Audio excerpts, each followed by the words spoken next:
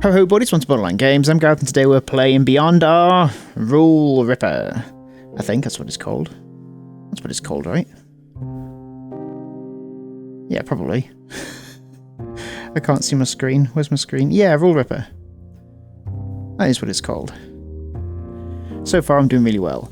Okay, last time we did our first council, is that what it's called? And we had to reveal someone's number. They can lie about it, but someone has to admit to having a number. And I think that I admitted that I had the number 1, even though I didn't know whether I had the number 1 or not. But to kind of move things on and try to gain people's trust, we said we had number 1. Was it number 1? I think it was number 1. Anyway, and now it said a different day, another day, and now we're here. He'd gone through that daily routine for a while now. Get up early. Go to work. Eat. Go back to work. Get home. Eat again. Sleep. His salary wasn't much, but not too low either. It was enough to get by, and the job was decent. That was the first step. In time, he would have enough money saved up for the second, and he would soon get there. Just a bit more. The problem would be the third step, and the fourth, and the fifth. What future awaited him? What did he really want to do in this life? Even back then, he already felt satisfied with the path he had taken. Without a grand dream without a grand dream nor a great ambition. It was a journey with no destination. Was that good enough? Sometimes he wondered if he really could live like that forever. With enough money, he could try to get a career. But which one? Nothing especially called out to him. Nothing sounded especially bad to him. For years, he'd focused on reaching that point where he could live by himself without depending on others, without bothering others. He had reached it. His dream was his present life. Now he needed a new dream. And yet, no matter how much he tried, he'd found none that could fuel his passion. He wasn't depressed about it. Yeah, definitely a good sign when you have to convince yourself. He hadn't lost sleep over it. But that uncertainty, that doubt, had embedded itself inside him, resurfacing every now and then with a growing frequency. Maybe because of it, to avoid obsessing over it, he had focused so much on his routine. It was a safe space, something he didn't need to worry over. That uncertain future still hadn't arrived. Maybe it never would. Ooh. Abrupt end to the music. Truce. At 1. The bell of truce.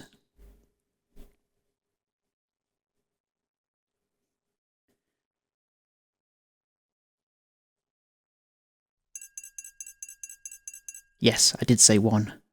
My number is 1. That was his decision. Everyone's reaction was instantaneous. Not so much because of the number he'd chosen, but because he'd taken Dart's deal. But why 1? The data he'd received confirmed to him that he didn't have 1, 5, 7 or 9. Among those safe choices he'd gone with 1, the most powerful beyond question. Giving out that number meant that the others could be sure he didn't have the ability to kill anybody, directly. It was another way to gain their trust. But even so, with that decision, he had put his life in their hands. Or in their hands. As Jin put it, any one of them now could have the chance to accuse him of being Rule 1, forcing him to reveal his real one. And if that happened, he wouldn't be able to answer and would be eliminated, which nobody knew. Even so, his words seemed to have convinced them, for now at least, to search for an alternative that required no deaths. Or perhaps they'd simply honoured his bravery. Either way, nobody initiated an accusation and Dart had no choice but to completely accept his proposal as promised. From then on, an oath to fulfill Rule 3. in an order to be decided at random would have to be followed.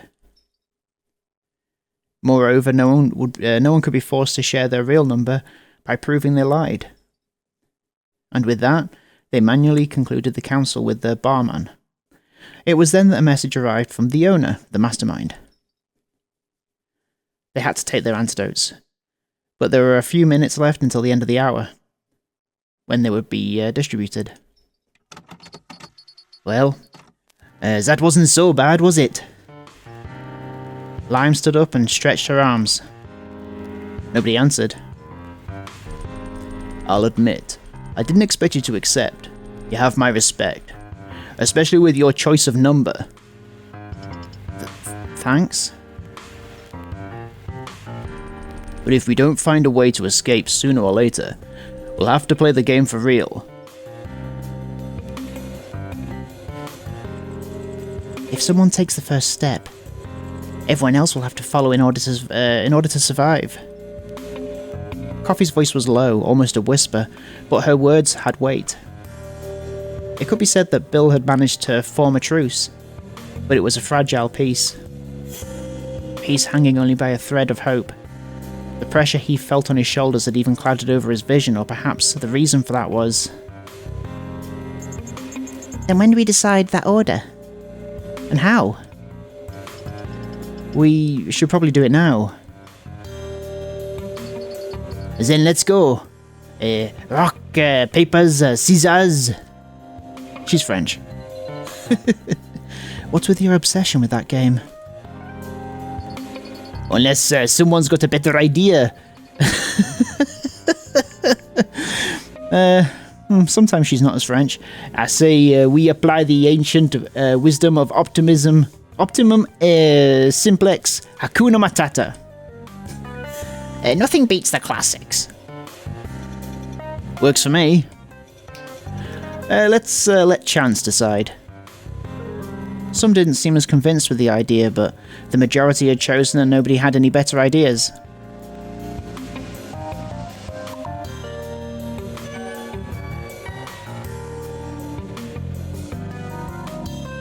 Minutes later, the order had been decided. Bill, as the bystander, wrote it down in the notes section of his barman. So the results in order are... Council 2, cigar. Council 3, cocktail. Council 4, poker. Council 5, vodka. Council 6, coffee. Council 7, lime. Council 8, darts. Council 9, piano. And Council 10, gin. How can I be this unlucky? You're really bad at rock, paper, scissors, huh? She's French. You can't be bad at a completely luck-based game. As for me, can't say I'm lucky after I ended up in this place. We need to get out of here ASAP. The less far we get down this list, the better. But if it's your turn, you do it. Easy for you to say when you're near the end, kid. Not a kid. No fighting now. Alright, so, now what? We should go take our antidotes. The drinks should be on the counter. Yes, please. I need something strong. I like a shot of bleach. I once read a novel with a murder, where the killer used detergent to do it. Oh, cool. Don't give me that look, it was a joke. Wasn't talking about killing you, and people have lost their sense of humour. Weird novel. I know, sequel was better. Everyone else began to rise from the table, heading to the counter. For the time being, they would leave the place just as it was for use in future consoles. Who's that? A small, empty cry come from behind Bill. He immediately turned around and saw vodka lying on the floor. Are you okay? Everyone still around ran to him. Still breathing, so I'd say I am. This body isn't what it used to be. Well, never was one for sports, who am I kidding? Did you trip or over something? There's nothing to trip on, though. The phantom banana peel is back with a vengeance. No, my body simply went poof and here I am now. Just my age. Nothing to get surprised over. This stuff happens sometimes. Even so, something was off. Bill put his hand to Vodka's forehead. As he had feared, it was hot. A fever. Or maybe... Are you sure that's all it is? Truth be told, I'm sorry to say that I'm not a doctor. A shocker, I know. Although my head is the one that's really in shock right now. Everything's hazy. It has to be the poison. That would be a better explanation for this dizziness and clouded vision, though we still felt that the anxiety brought by the council didn't help either. Oh, now that you mention it, that could be it, yes. Then it's true, we really are poisoned. I feel slightly off as well, but that's about it. It would make sense for someone of his age to be weaker to the poison, however. We must hurry. Yo, Billin, help me carry him out. Or carry him. Putting their strengths together by each grabbing a shoulder, they raised him up. Bing!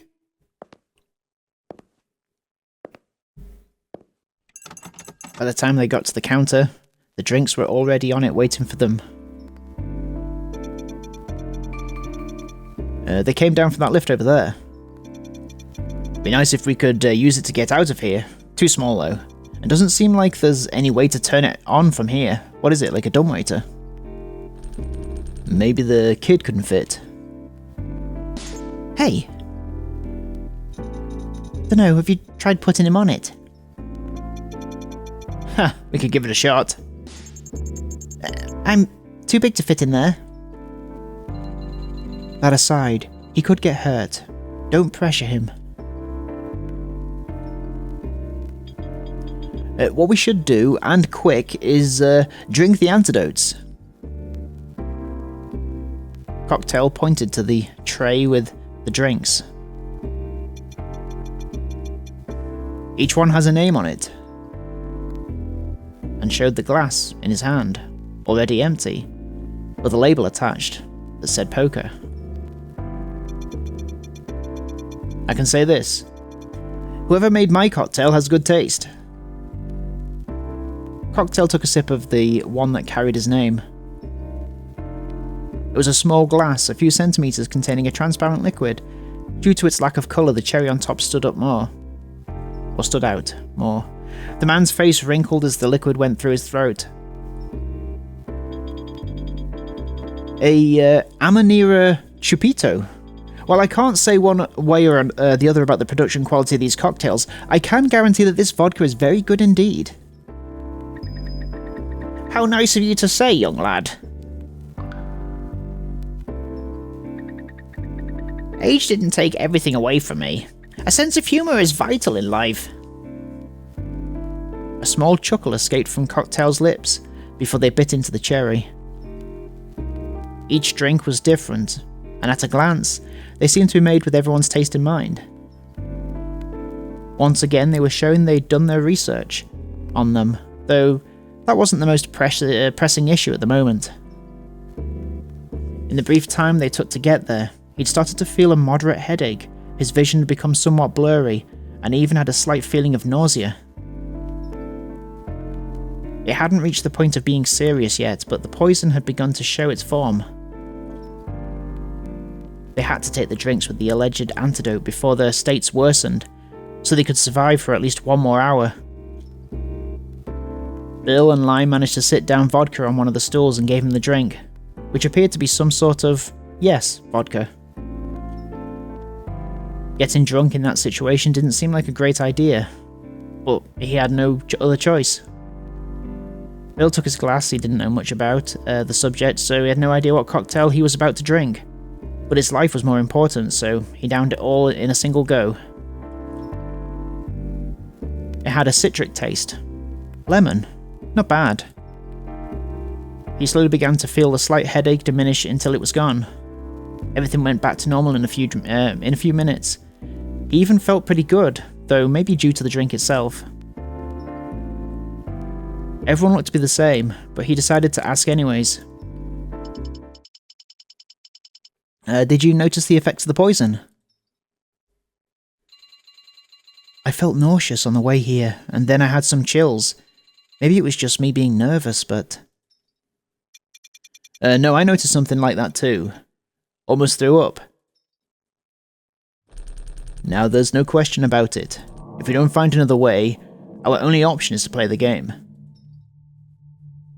He's really pushing for us to play this game.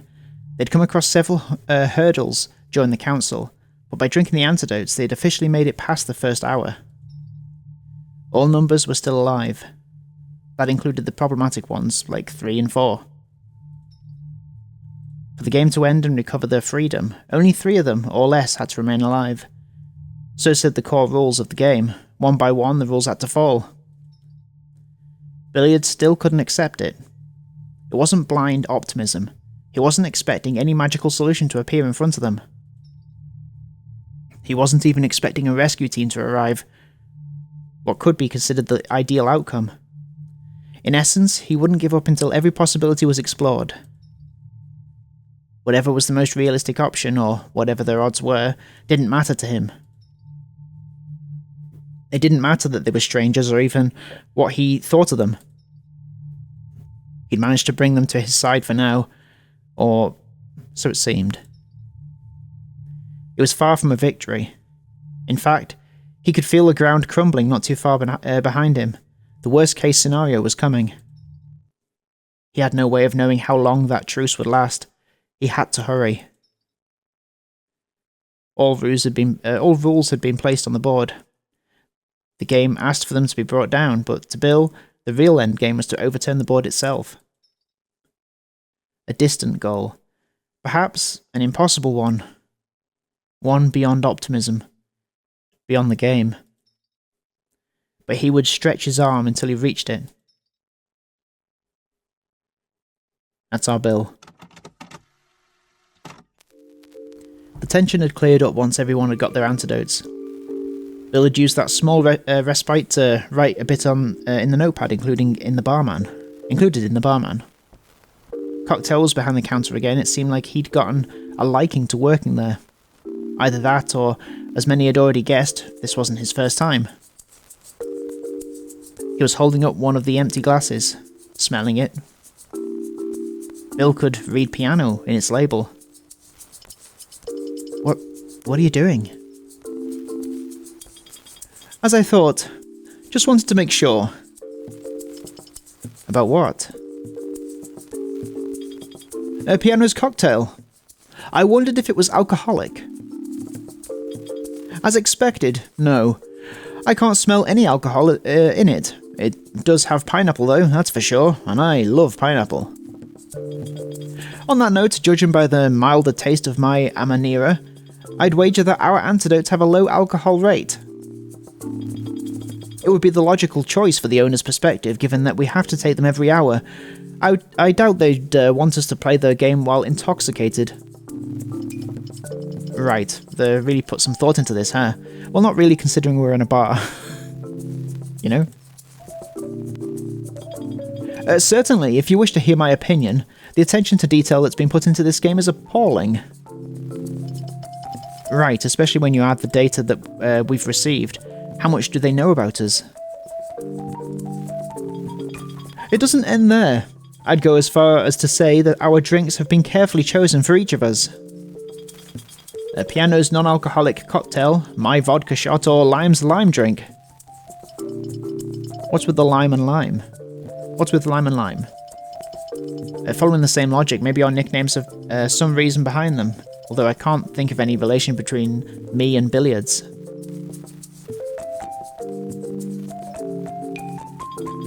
About your drink, the Midori Sour. Had you tried it before? I'm not sure, to be honest. You aren't sure? I don't remember. I've tried a bunch of drinks, but I'm not an expert. Get off my back. I can imagine, yes. But the Midori Sour has a very characteristic trait. Hard to forget. Really?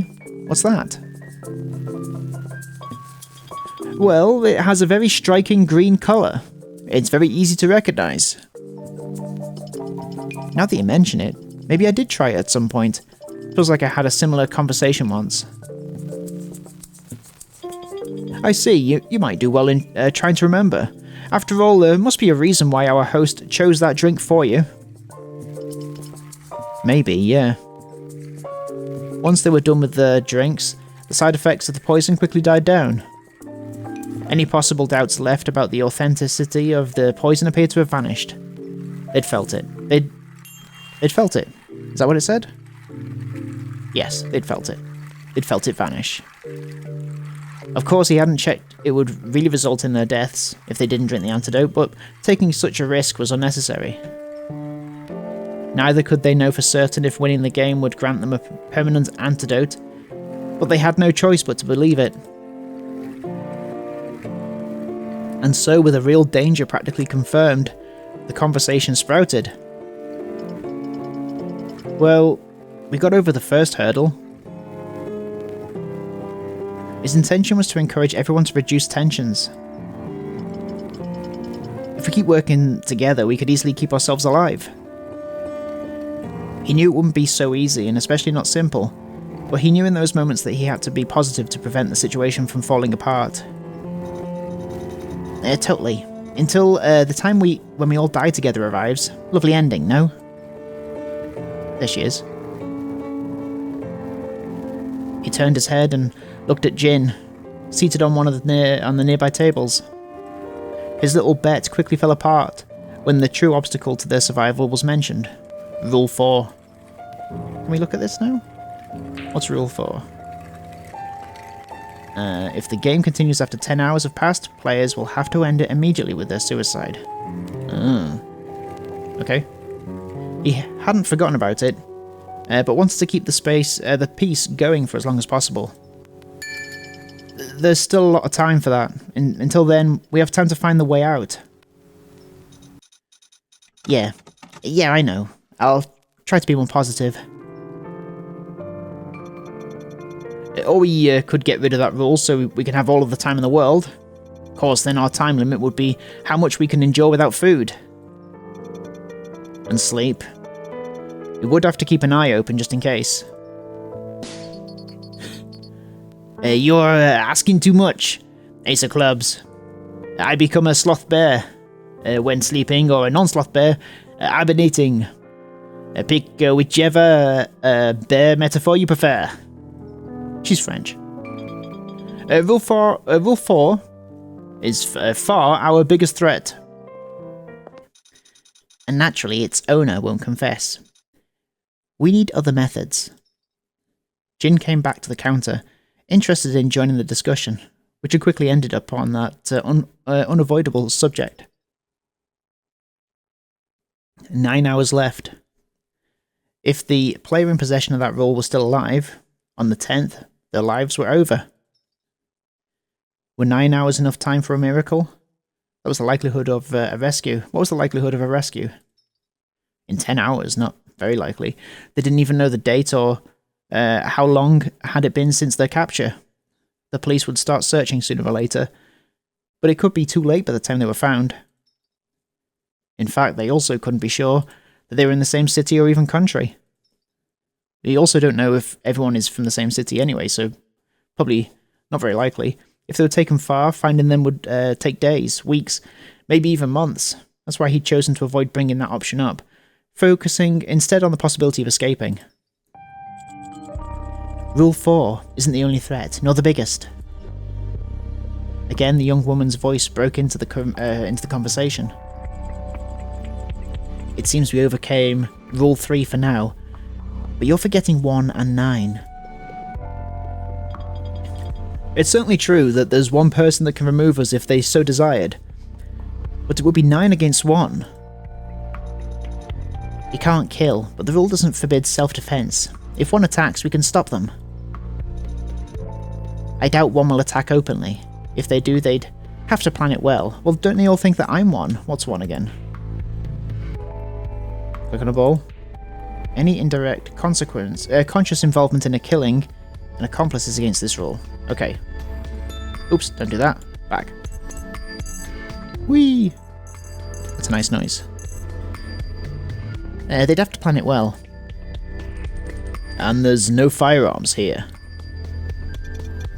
Not that we know anyways. That doesn't worry me. That doesn't worry me much. That doesn't worry me much, but Rule 9 could. Which one's that one? 9. At the start of every hour, each player will be assigned a secret objective that has to be completed before that hour ends without being discovered. 9 is those missions, right?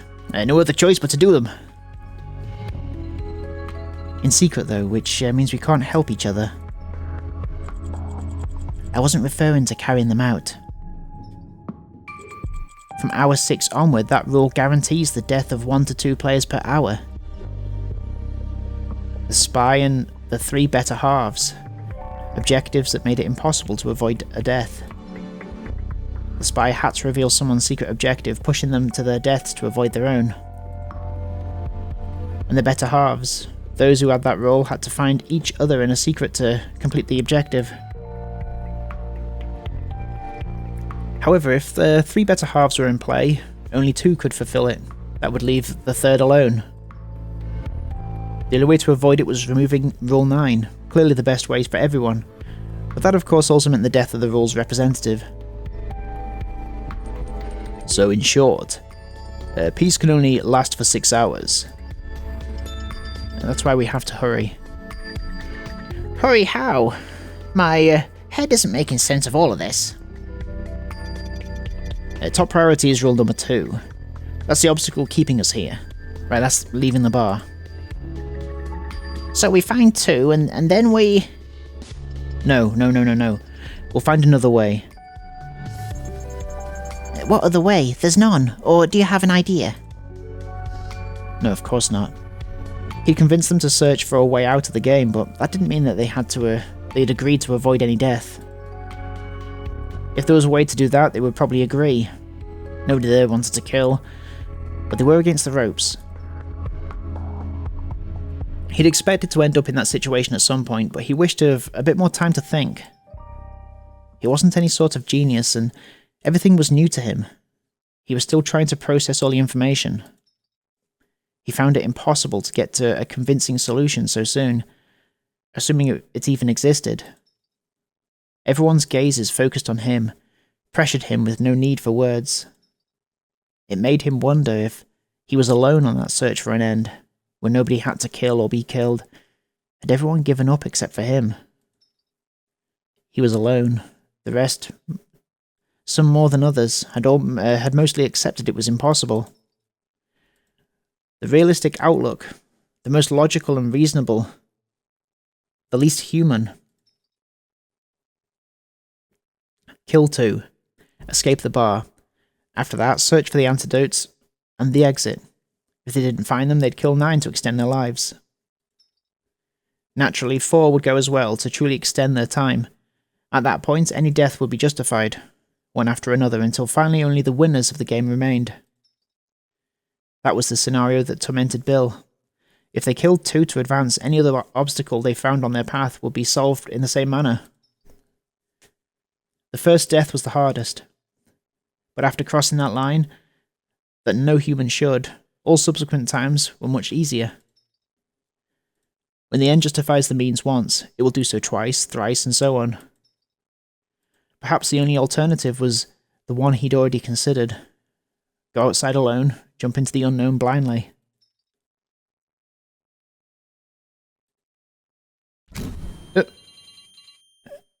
Are you okay, boy? What's going on? Suddenly, some of the eyes on him turned to looks of worry. He drank his antidote. The effects of the poison should be gone. It took him a moment to realise his own actions. He was crouching on the floor almost like a ball with his hands on his head. For how long had he been like that? Since when? He did not know.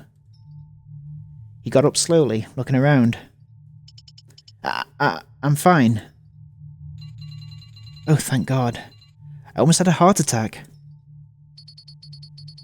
You too. Almost had ourselves a combo. So it wasn't just me. I believe that was a panic attack. You must have felt too pressured. Sorry. No, Cocktail is right. I'm sorry, you should apologise too, young boy. You think you're my mum? Why should he apologise? I don't need to be her to tell you to have some manners. If you didn't know, you shouldn't have said anything. Drop it.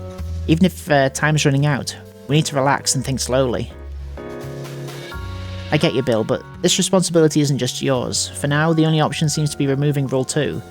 But we have 5 hours we can keep searching. We look through every nook and cranny of this place, then we'll talk again. Agreed. Coffee looked at Bill one more time, with a hard-to-decipher look. Stood up and left. Darts left too, followed by the others. Rest up a while, kid. This shit seems to be getting to you too hard. The shock he had was shocking in itself, as he really didn't know his mind could ever shut down like that. His body kept trembling from it, making sure that he didn't forget. And even more surprising than that, what he really couldn't stop thinking about, what he still couldn't understand was, why did he seem to be the only one seriously affected by it at all? Why did he seem to be the only one affected by it at all? Why did he seem to be the only one seriously affected by it all? Boom.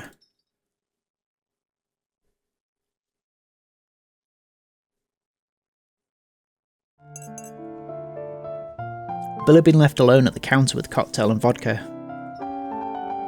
He didn't have the will to move after that defeat. He needed to calm down first. Noticing his mood, Cocktail spoke. Do you need a chat? I have experience cheering up people that need it, even if I'm not a psychiatrist. I'm still thinking it over. I agree that we should search outside the bar, but sacrificing someone to do it is too much. Your attitude is, laudable. I wish such an alternative exists, but I'm afraid I don't see it. Me neither, but I'll keep thinking. Don't strain yourself. Sometimes you need to calm down and let the ideas come on their own. I'd like to, but there's not much time. We can survive for 5 more hours, but that doesn't mean nobody will do anything for that long. Some already seem to have decided to finish 2 off. That's, regrettably possible, but we still don't know who that is. And though they may have acknowledged that that's the only possibility of escaping, it doesn't mean that they have the resolve to carry it out. Our ends will inevitably come in time, but they'll try to delay a decision as much as possible. I think so. I got the feeling some are already ready to kill. I did so as well, but even if it's true, a majority is needed for an accusation. Or the help of one. Correct.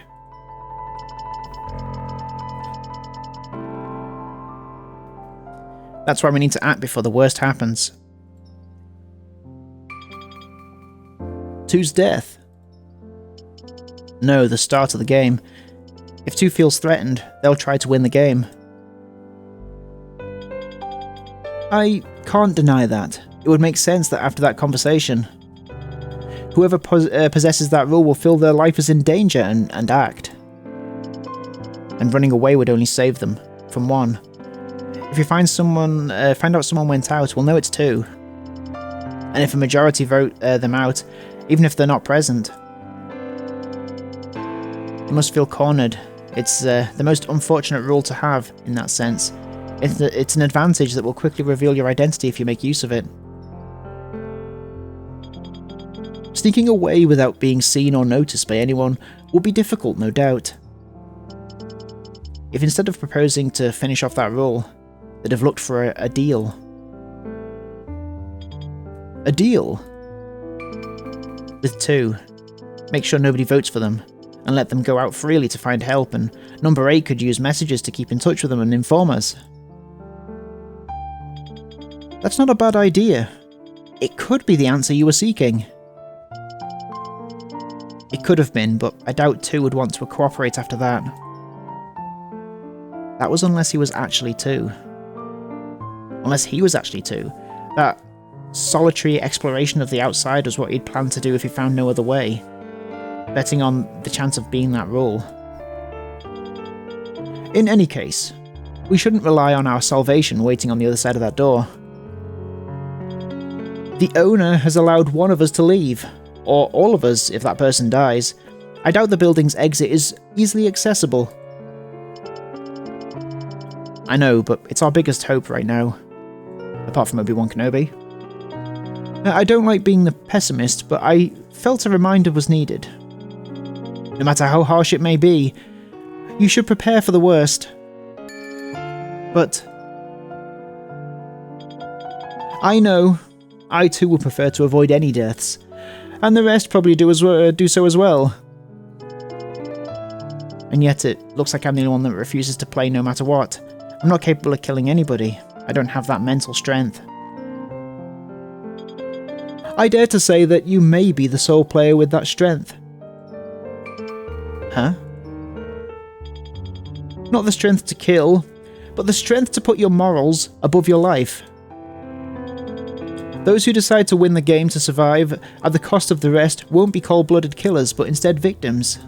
I don't think I can see a killer as a victim. Even if it's to survive, killing makes you a murderer. I'm not saying otherwise, that's why I said cold-blooded.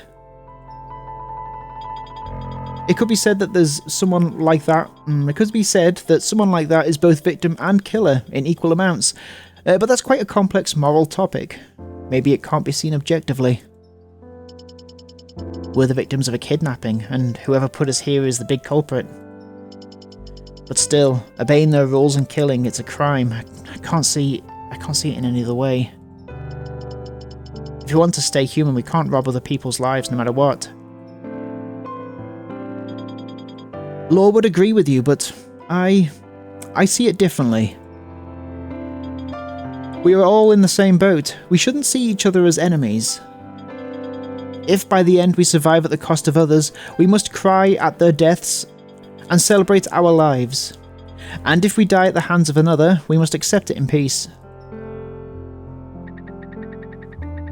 A very commendable way of looking at it, but I doubt most see it that way. Humans are selfish. Empathy has its limits. Even someone like me, ready to accept death, would curse the one who kills me. That's only fair. Are you really ready, if so? Yes, but also no. You see, at this point in life, I've simply stopped caring about being consistent. I'll answer one way at one time and later another. Whatever happens, happens. In other words, screw it. God can take my middle finger, and all the others too, might as well. I appreciate the lightheartedness, but I think you should calm down slightly. You don't seem very bothered by all of this either. I'm only trying to be at peace. Like I said, I don't plan to act, but only observe and protect myself. That's 2 of us then. How about you, boy? We talk much about avoiding deaths, however, would you throw your own life to save another? Bill finally raised his head. Of course, saving everyone meant him as well. It was the ambition of a hero, even though he didn't see himself as one. So if he had to choose between his life or someone else's, nobody, including myself, will die. I see. How youthfully optimistic. His answer was not to answer. In a way, it had started to feel like a challenge, proved them wrong, that they could reach that ideal ending. By looking at it that way, his motivation grew. There's a way to survive without playing this game. Maybe right now it doesn't seem possible, but in time it will appear. Vodka. until that moment carefree stared him in the eyes. Those eyes. Are you implying it's not optimism but a certainty? Yes. It came out without a thought. It really wasn't optimism or certainty, just stubbornness, but again, the sudden pressure. He lied. Maybe I got you wrong, young lad. What you have is madness. Huh? I want to agree, but my senses tell me it's not happening. It's impossible. A few could survive, but most of us are done. Sentenced. Life doesn't have an easy road, only a catalogue ranging from hard to hellish, all uphill. Every day's the same. Wake up with a cup of cynicism for breakfast, go back to sleep after a handful of disappointments for dinner. This game is no different. There is no happy ending to be found. Though, if you manage to change my mind, you'll win the respect of this old geezer. Not like that has much value. And just like that, as suddenly as it had appeared, all that seriousness went away as he gave Bill a few pats on the back. He felt bad for lying, but didn't say anything. So he decided to do all he could to turn that little lie into the truth. He would find that certainty and break that cynicism. Let's hope. Leaving that aside, does anyone want another drink? Well, can't say no, long as it's free. Considering the situation we're in, it would be in bad taste if it wasn't. Exactly. Loading.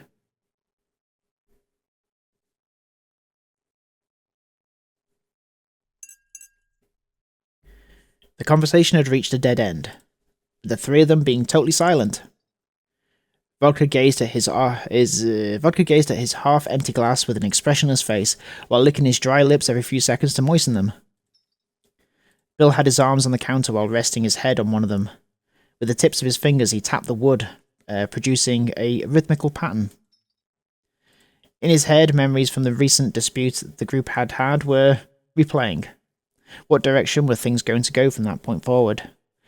And I guess we're going to find out next time on Borderline Games what direction things were going to go from that point forward. Next time on this episode of Beyond our Rule Ripper. Thanks for watching. I will see you next time. Have a good evening. Take care of yourself. Bye bye.